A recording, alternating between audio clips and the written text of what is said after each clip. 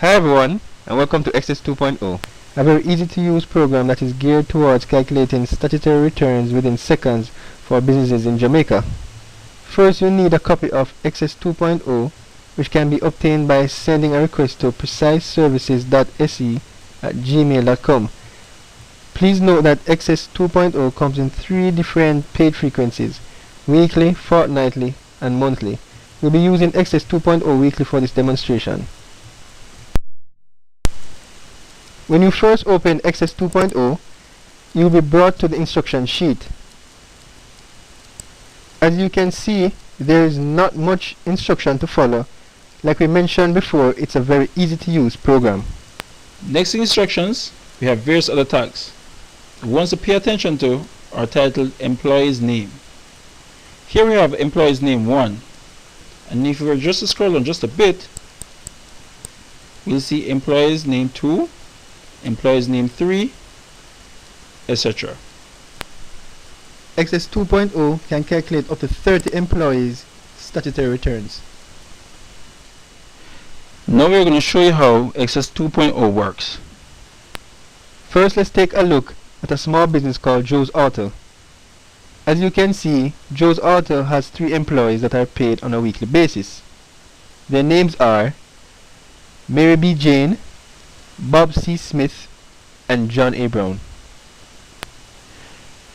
So now we're going to enter our first employee's name in Employee's Name 1.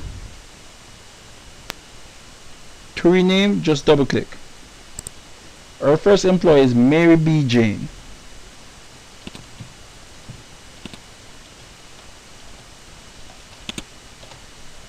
So we're going to fill in the form from top to bottom. We're first going to put in her initial B and her surname, which is Jane, and her first name, Mary. Okay, let's also fill in her NIS number,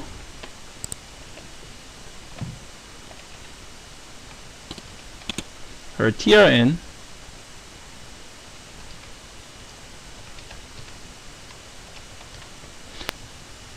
commence date,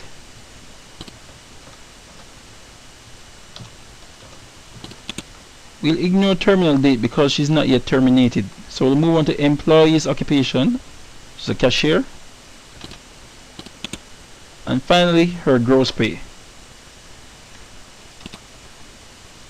As you may have noticed, as soon as the gross pay goes in, Access 2.0 goes straight to work.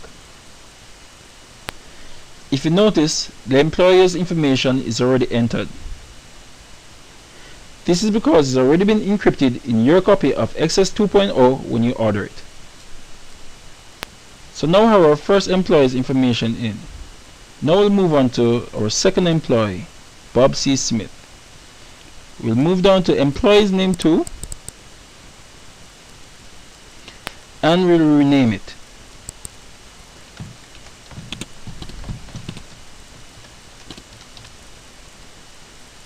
And now we'll go ahead and fill in the rest of his information.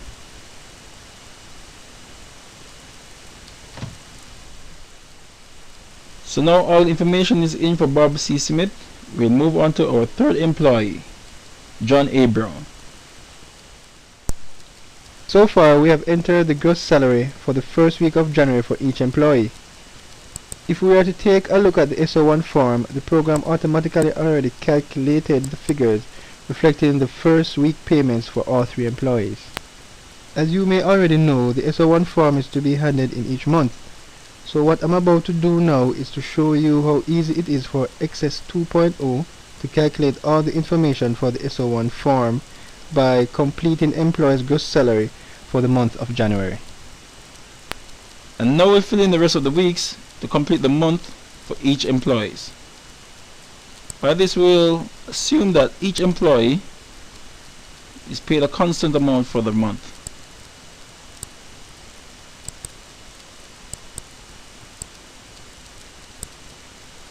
Okay, so now we'll move over to the SO1 form to see what effects been taken. As you can see, all the information are automatically calculated for all 3 employees for the month of January. except amount being paid. To enter this amount, you'll need to go to Payment Made, which is next to the SO1 form tag. Here, you'll see all the statutory bodies: HART, NIS, NHT, EdTax, and PAYE. We enter the amount.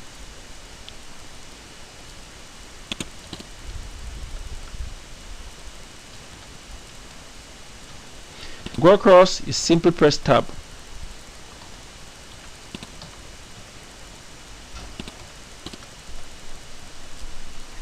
Okay, now we'll go back to the SO1 form, where we can see the changes being made to amount being paid. That completes the SO1 form for January. Now the form is ready to be printed, signed, and handed in to your local tax office.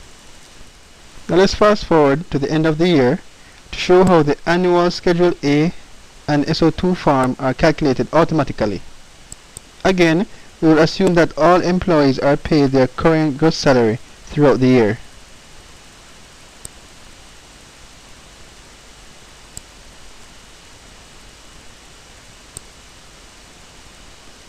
We move over now to the Schedule A form.